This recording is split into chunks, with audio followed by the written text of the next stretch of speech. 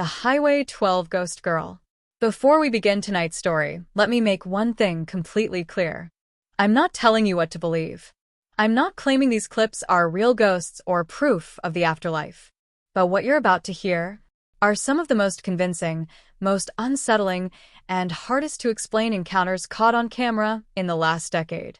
So sit back, turn off the lights if you dare, and decide for yourself. The Highway 12 Ghost Girl. The first story comes from three long-haul truckers who collectively have over 60 years of driving between them. They're the kind of men who don't scare easily. They've seen everything on America's highways: wrecks, storms, wild animals, even the occasional confused pedestrian wandering at night.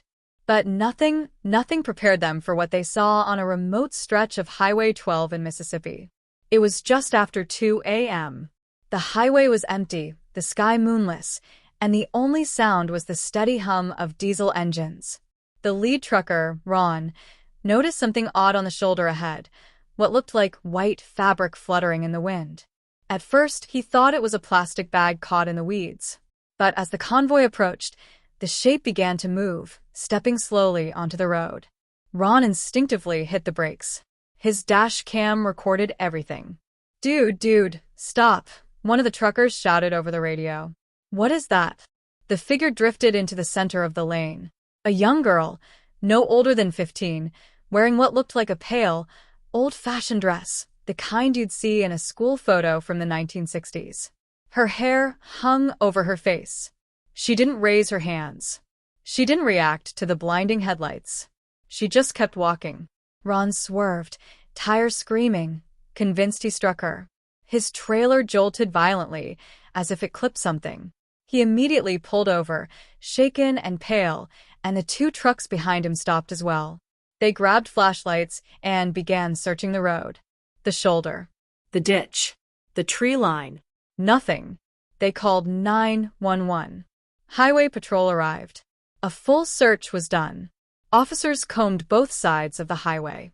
They even brought in a thermal drone to sweep the woods. No body. No clothing. No blood. Nothing. One officer reportedly muttered, "You boys sure you weren't half asleep?" But that changed the moment the truckers asked to see their dashcam footage. When they played it back, the girl was right there, a pale figure drifting across the highway exactly as they remembered. The headlights washed over her. Shadows moved naturally around her. The camera didn't glitch. There was no blur, no artifacting. The officers went silent. One even whispered, "I don't like this." As the footage circulated quietly among coworkers, an older Mississippi trooper pulled one of the truckers aside and revealed something that left all three men speechless. 10 years earlier, a teenage girl was struck and killed on that stretch of Highway 12. She'd been walking home from a school dance in a white dress when she was hit by a passing truck. The driver fled the scene and was never found. Locals say she still wanders the highway, trying to cross, trying to get home, trying to stop the next driver before they make the same mistake. The three truckers still refuse to drive Highway 12 at night. One even transferred routes to avoid Mississippi entirely. Ask them what they saw, and they'll tell you the same thing. "We hit something. We just don't know what happened to it." But as always, you decide. The cat who knew. If you've been on the internet long enough, you've heard thousands of strange paranormal stories, shadow figures, disembodied voices, mysterious lights. But rarely does something involve a real animal. Tonight's second case is one that medical staff, family members, and researchers across the United States still struggle to explain. The cat who knew before anyone else. In 2011, CCTV Senior Care in upstate Connecticut adopted 5 rescue cats to help comfort long-term residents. One of them was a small gray tabby named Milo. At first, Milo behaved like any other cat, wandering the halls, napping on warm laundry carts, occasionally accepting treats from residents. But about 6 months in, nurses began noticing something strange. Milo didn't spend equal time with everyone. He didn't curl up to socialize, didn't play, didn't seek attention. Instead, he chose specific residents. Only specific ones. And always at a very particular time. It started with Mrs. Avery, a kind woman in her late 70s who loved humming old jazz songs under her breath. One afternoon, Milo walked into her room, hopped gently onto the foot of her bed, and curled up. He stayed there for 3 hours. When nurses tried to move him, he returned.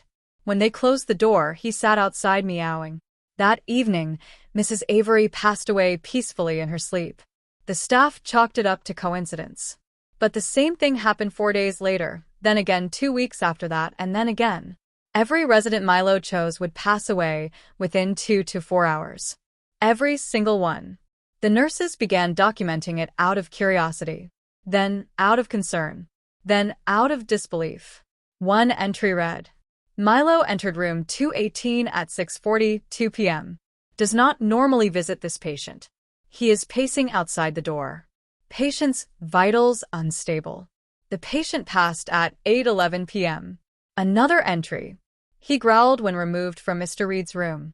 Returned immediately when door opened. Patient passed at 2:03 a.m. The staff began referring to Milo quietly, almost fearfully, as the messenger. Not because they believed he caused anything, but because he somehow knew. Word eventually spread to families as well. Some were terrified, others strangely comforted. A few even thanked the staff for allowing their loved ones to have something beside them during their final hours. But here is where the story gets even stranger. One cold January night, Nurse Jolene was doing her rounds. Milo was nowhere to be found. She eventually located him sitting rigidly at the end of the hallway, staring toward room 227. The lights inside were off. The patient, Mr. Hopkins, was stable and recovering from a mild stroke. There was no medical indication of any decline. Still, Milo remained. At 2:17 a.m., Mr. Hopkins went into sudden cardiac arrest. The staff attempted resuscitation. He passed away minutes later. Jolene later told administrators, I don't know how he knew. Nothing in the monitors showed anything. But he sat there like he was waiting for something. Like he heard something we couldn't. Word of Milo's strange ability reached a local reporter, then researchers, then ultimately a small regional medical journal. Soon after, a national outlet picked up the story. Milo wasn't the first cat to behave this way, but he was the most consistent. Experts from various fields offered theories. Scent changes before death. Shifts in body chemistry. Micromovements or unconscious signals. Temperature or breathing changes detectable only by animals. Pure coincidence repeated enough to look meaningful. Or something else, something we don't have a name for yet. But none of these theories fully explain the timing. None explained why Milo never chose incorrectly. None explained the pacing, the insistence, the refusal to leave. Some residents believed Milo wasn't predicting anything. He was simply guiding those who were alone, comforting them in the only way he could. By the time CCTV reopened its updated facility in 2020, Milo had been quietly credited with sitting beside more than 70 patients in their final moments. To this day, staff still insist that Milo didn't act like a creature sensing danger. He acted like a creature sensing someone calling for him. So tell me, is this a case of instinct sharper than science? A sensitivity humans can't explain? Or something softer, something gentler? Something we only experience once the world gets quiet? As always, you decide. The Thing in the Tunnel. Our final story tonight takes us far from highways and nursing homes, deep into the hushed forests of Western Germany. It begins with a railway tunnel carved into a hillside over a century ago. A tunnel that once echoed with the metallic roars of steam engines during the early 1900s. A tunnel that sheltered soldiers during World War II.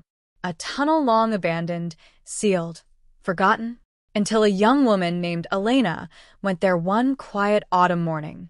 Elena loved history. She visited abandoned factories, old fortresses, forgotten cemeteries, places most people avoided.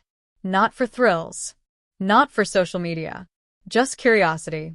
But curiosity can sometimes lead us places we weren't meant to go. The old Hassenbruck Tunnel.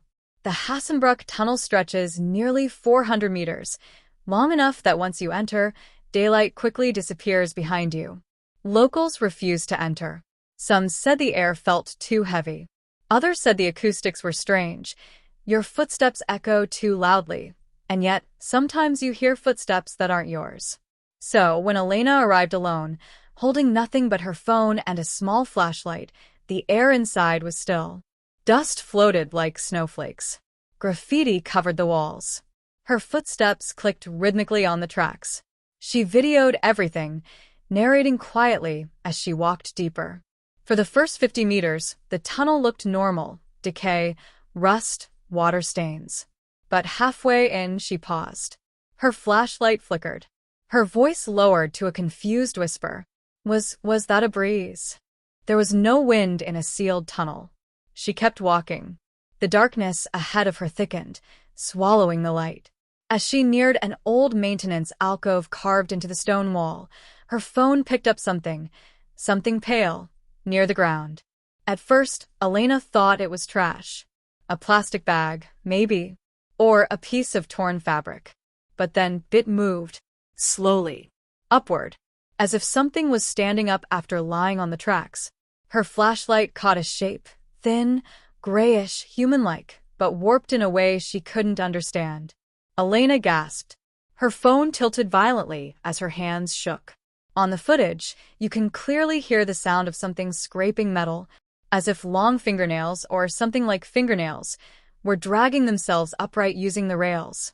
Then the pale shape swayed, turned, moved, not toward her, but upward, as though lifting itself by impossible angles.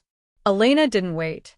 Her breathing turned into panicked, sharp gasps as she sprinted toward the entrance. Her footsteps echoed wildly, bouncing off the curved stone walls like a flock of wings. Just before she reached daylight, she turned the camera back for a split second. That moment is the reason this clip spread. That moment is what investigators, skeptics, and believers still debate. In the flashlight glare, for just a fraction of a second, the pale shape is visible again. This time taller, more upright, still, yet somehow moving. Not like a person, not like an animal. Something in between. Something making small, unnatural bends as though half its joints were in the wrong places. When Elena bursts out into daylight, the screen washes white. She drops her phone in the grass, sobbing, her shoes scraping on gravel as she runs toward her car.